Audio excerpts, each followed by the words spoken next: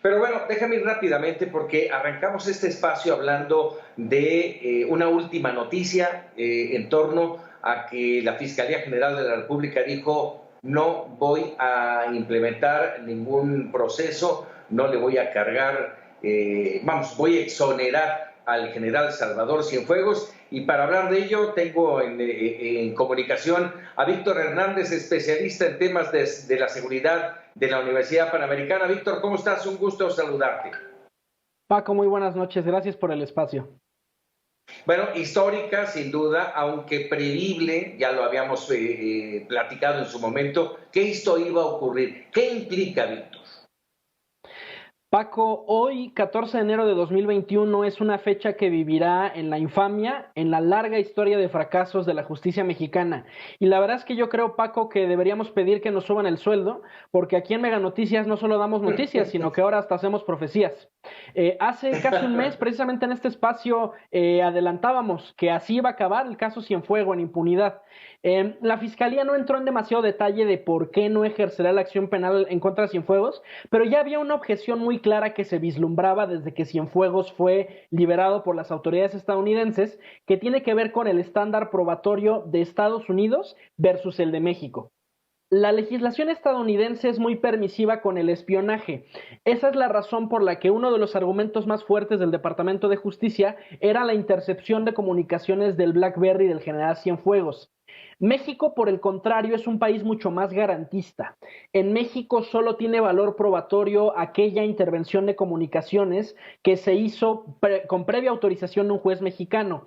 Entonces, aunque los mensajes sean 100% incriminatorios y bastarían en Estados Unidos para una condena, esos mensajes son inservibles. Esa evidencia no les sirve a la FGR, ellos no pueden litigar utilizando estos mensajes y además hay que decirlo, con una FGR sumisa al presidente como es la de Gertz Manero, nuevamente se nos muestra que la 4T se viste de verde pixelado, que el presidente López Obrador cedió a la presión de las Fuerzas Armadas y que no podía permitir que tocaran a sus consentidos, que son quienes están cargando sobre sus hombros las principales responsabilidades y proyectos de este sexenio. La construcción de los bancos del bienestar, el aeropuerto de Santa Lucía, el Tren Maya, la vacunación para el COVID. Entonces, esto fue muestra de que, pues en el fondo, al presidente López Obrador se le salió de las manos y en las vencidas ganaron los militares.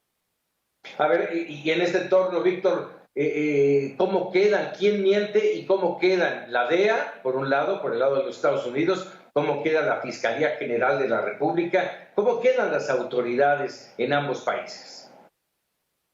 Fíjate que hubo mucha polémica en torno a quienes exigíamos un juicio justo y una investigación exhaustiva, porque muchos decían, se está violentando su presunción de inocencia.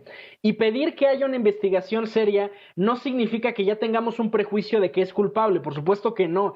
Todos los ciudadanos mexicanos tienen una presunción de inocencia en cualquier juicio penal. Lo que nosotros pedíamos era por una investigación creíble. Y no han pasado ni 2 meses desde que el general Cienfuegos regresó a territorio mexicano y resulta que ya terminó la investigación. ¿Qué estarán pensando, Paco, las familias de aquellos presos que llevan años sin recibir sentencia? Fíjate, en 2018 salió una noticia escandalosa, se liberó al preso que llevaba más tiempo encarcelado sin sentencia, que pasó más de 10 años.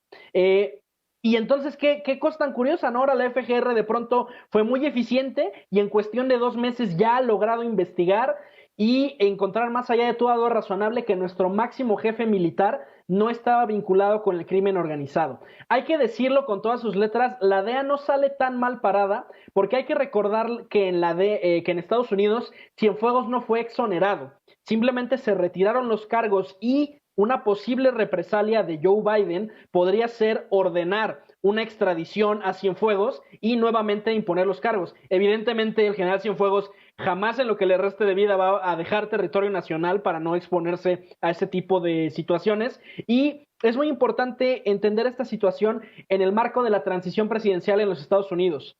López Obrador lleva más de 2 meses antagonizando a diario con el gobierno de los Estados Unidos. Primero, con la reforma a la Ley de Seguridad Nacional para entorpecer las acciones de la DEA en México, el apoyo incondicional a Donald Trump que López Obrador ha dado hasta el último minuto de su presidencia Y tercero, la oferta de asilo a Julian Assange, uno de los hombres más buscados por el gobierno de los Estados Unidos. El presidente López Obrador se quiere sacar boleto para la rifa del tigre y yo creo que la represalia de Joe Biden será terrible. Esperemos que te equivoques. Mi querido Víctor, te agradezco como siempre tus apuntes aquí en Mega Noticias TVC. Muchas gracias. Buenas noches. Muy buenas noches. Víctor Hernández, vámonos rápidamente con las 100 palabras.